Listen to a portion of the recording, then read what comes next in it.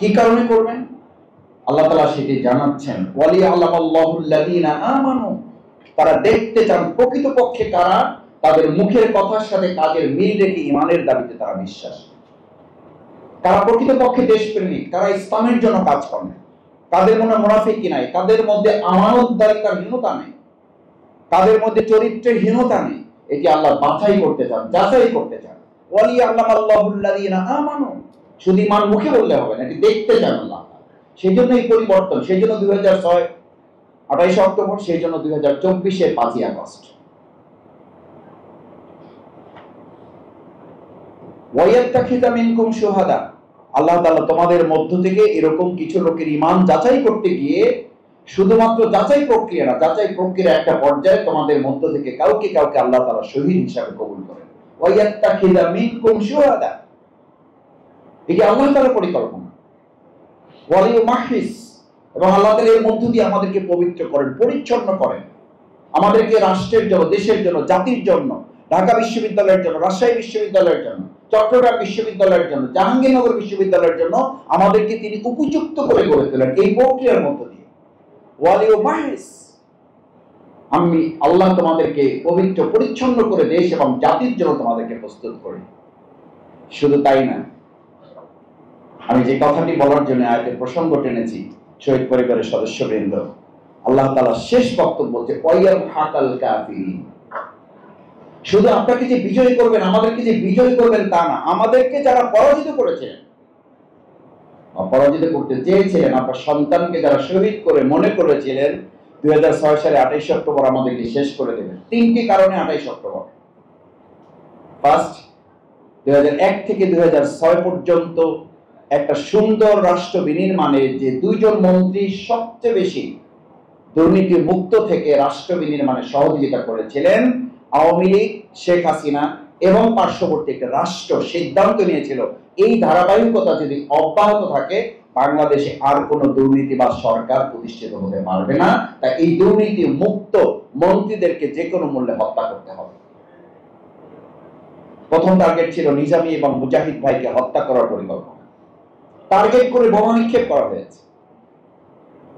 নিজামী ভাইকে বলা হয়েছিল আপনি একটু বসে যান, এখন আমরা স্টেজের অল্প কাছে ছিলাম, মতিউর রহমান মল্লিক ভাই আমাদেরকে পরে বলেছিলেন, আমি নিজামী ভাইকে হাত ধরে টেনে বসাবার চেষ্টা করেছিলাম যে বোমা নিক্ষেপ হচ্ছে, আপনি একটু বসুন। আমির জামাত ব্যর্থহীন কণ্ঠে বলেছিলেন, জামাত ইসলামী নিয়ে অনেক কথা বলা যায়, বলছেন অনেকে।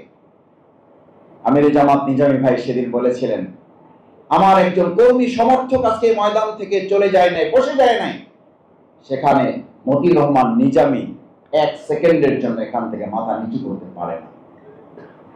তিনি তার বক্তব্য, তিনি তার কথা অত্যন্ত দৃঢ়তার সাথে শান্তভাবে তিনি বক্তব্য উপস্থাপন করেছিলেন। ইতিহাসে সেটা ছিল একটা ঐতিহাসিক মাইলফলক। দ্বিতীয় টার্গেট ছিল জামাত ইসলামীকে দমন করে গোটা মানব জাতির মধ্যে একটা ভয়ের রাজ্য তৈরি করা, যেটার মাধ্যমে তারা বিগত 15 বছর পরিচালনা করতে পারবে বলে মনে করেছে।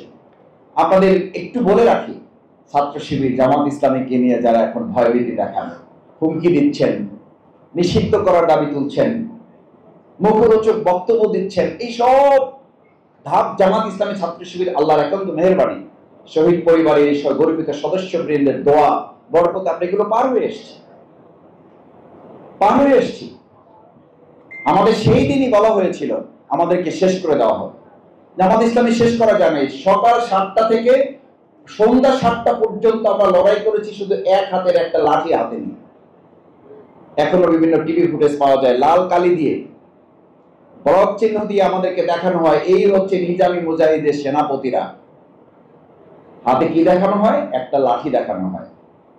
আর তার বিপরীতে আগ্নেয়াস্ত্র, AK-47, পিস্তল, রাইফেল, বন্দুকের গুলি, বোমা, মুহুর্মুহুর বোমা, এই সমস্ত কিছুর বিপরীতে আমরা শুধু লাঠি দিয়ে, তখন ওখানে কনস্ট্রাকশন চলতেছে বিল্ডিং এর, শুধুমাত্র আমরা টিনের উপরে বাড়ি মারতাম। আমাদের কর্মীদেরকে আমরা বলতাম টিনের উপরে শুধু লাঠি দিয়ে আঘাত করো, যেন প্রতিপক্ষ বুঝতে পারে যে আমাদেরও কিছু শক্তি আছে।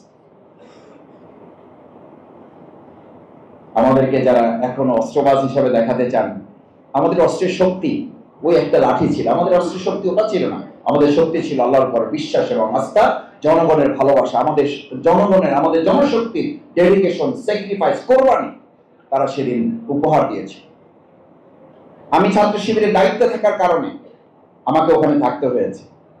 আমাদের ভাইরা থেকেছেন, শহীদের কফিন আমাদের সামনে নিয়ে এসে দাঁড় করানো হয়েছে। আমাকে জিজ্ঞেস করা হয়েছে, মাসুদ ভাই এখন কি লড়াই চলবে না কফিনের জানাজা হবে? আমরা তখন সবাই মিলে বলেছিলাম এখন লড়াই চলবে আমাদের। এবং সন্ধ্যা 7টায় যতক্ষণ পর্যন্ত প্রশাসন ওই সন্ত্রাসীদেরকে পল্টন মোড় থেকে সরিয়ে না দেওয়ার নিশ্চয়তা দিয়েছে, যেখান থেকে তাদেরকে না সরানো পর্যন্ত আমাদের একজন কর্মী এখান থেকে যাবে না, আমরা একজন ভাই ওখান থেকে যাই। প্রশাসন এসে মাঝখানে দাঁড়িয়ে যখন আমাদেরকে বলেছে, আমরা তাদেরকে সরিয়ে দিয়েছি এবং তারা নিশ্চিত করেছে যে তারা হামলা করবে না।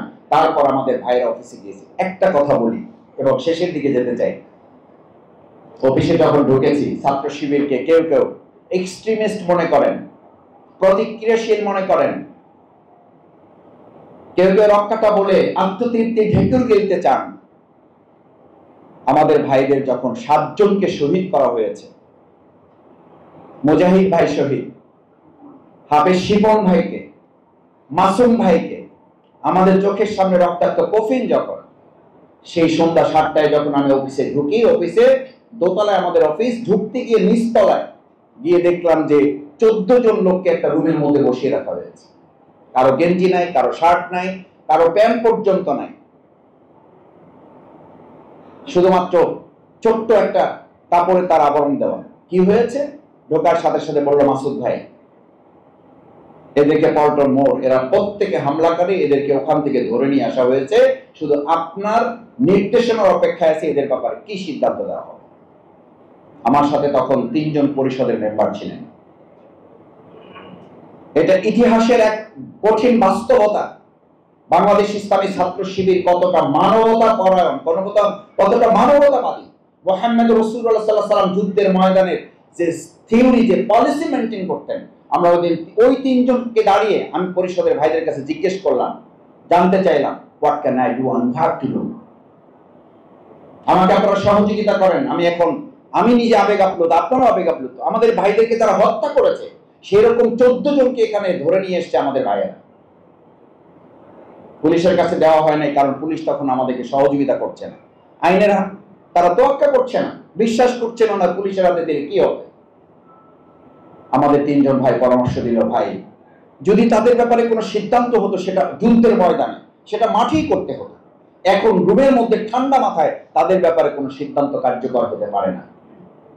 আমি তখন বললাম, আপনাদের এই পরামর্শকে ধারণ করেই আমি ভাইদেরকে বললাম, তাদের জন্য শার্ট কিনে নিয়ে আসা হোক, তাদের জন্য গেঞ্জি নিয়ে আসা হোক, তাদের জন্য জুতা কিনে নিয়ে আসা হোক, জুতা নিয়ে আসা হলো, গেঞ্জি নিয়ে আসা হলো, প্যান্ট নিয়ে আসা হলো, কারোর জন্য পাঞ্জাবি কিনে নিয়ে আসা হলো। নিয়ে এসে যখন তাদেরকে এগুলো সব গুজগাজ করে দিয়ে আমরা তাদেরকে ছেড়ে দিচ্ছি, ওই অবস্থায় ওখানেই 14 জনের মধ্যে 4 জন ভাই বললেন যে, ভাই আমাদের ভুলভ্রান্তি হয়েছে, হয় না, এই নিয়ে আলোচনা করতে চাই না, আপনাদের এই ব্যবহারে মুক্ত হয়ে আমরা আজকে থেকে ইসলামের সাথে কাজ করার জন্য প্রতিশ্রুতি দিচ্ছি। বাকি 11 জনের মধ্যে 3 জন সাথী হয়েছিল, বাকি 11 জনের মধ্যে 3 জন সাথী হয়েছিল, 8 জনের মধ্যে 2 জন, আমি পরবর্তী পল্টন থানায় যখন 2 জন রোপণ হয়েছে। This is Islam, this is ইসলামী ছাত্র শিবির, দিস ইজ বাংলাদেশ জামাত ইসলামী। সম্মানিত সুধী মণ্ডলী, শহীদ পরিবারের সদস্যবৃন্দ, আমি আপনাদের কাছে অনুরোধ করতে চাই, আসুন আজকে বাংলাদেশে এই প্রেক্ষাপট 2024-এ এসে আমরা 2006-এও দেখেছি জামাত ইসলামীকে টার্গেট করা। তখন কিন্তু আরেকটা সমাবেশও চলছিল পল্টনে, নয়াপল্টনে, কিন্তু তখন বিএনপি অফিসের প্রোগ্রাম চলমান এবং 4 দলের জোটের কর্মসূচি সিদ্ধান্ত ছিল আমরা এখানে প্রোগ্রাম করব, তারা ওখানে প্রোগ্রাম করবে। আমি এই কথাটা এই কারণে বারবার বলি, বাংলাদেশ ইসলামী ছাত্র শিবির, বাংলাদেশ জামাত ইসলামীকে টার্গেট করে হামলা করা, কথা বলাটা এই দেশের কোন সুশীল সমাজের একটা ট্রেডিশনে পরিণত হয়েছে। মানে কেউ যখন হাইলাইটস হতে চায়, কেউ যখন নিজেকে জাহির করতে চায়, এটার একটা পথই হচ্ছে জামাত ইসলামী ছাত্র শিবির কিনে কথা বললেই তিনি হাইলাইটস হতে চান, তিনি নিজেকে জাহির করতে চান, এবং এটা একটা পথ বের হয়েছে। সেদিনও 2006 সালে 28 অক্টোবর পাশের প্রোগ্রাম হচ্ছে, মাথা ব্যথা নেই, ওখানে হামলা নেই, ওখানে সংঘর্ষ নেই, ওখানে শাহাদাত নেই, ওখানে পুলিশের কোনো বিষয় নেই। অথচ আমরা বারবার প্রশাসনকে বলছিলাম, তখন আমাদের মন্ত্রী আছেন, তখন স্বরাষ্ট্রমন্ত্রী লুৎফুজ্জামান বাবর সাহেব আছেন, আমাদের অফিসে বসে, আমি কেন্দ্রীয় সভাপতি, এই হিসাবে বলছি, আমি পাশে থেকে মুজাহিদ ভাইকে সেভারাল টাইম ফোন করতে দেখেছি। লুৎফুজ্জামান বাবর সাহেবকে আমরা সকাল 7টা থেকে বিকাল 3টা পর্যন্ত তাকে ফোনে উদ্ধার করা সম্ভব হয়নি। কেন? সরকার আছে তো, তখন হস্তান্তর তো হয় নাই। তার দলের জোটে আমরা আছি তো, নয়াপল্টনের একটা প্রোগ্রাম চলমান, এত বড় সংঘর্ষ চলছে, কেন আমরা একসাথে প্রতিরোধ করে তুলতে পারলাম না? কেন শুধু ছাত্র শিবির, কেন শুধু জামাত ইসলামীকে এটা মোকাবেলা করতে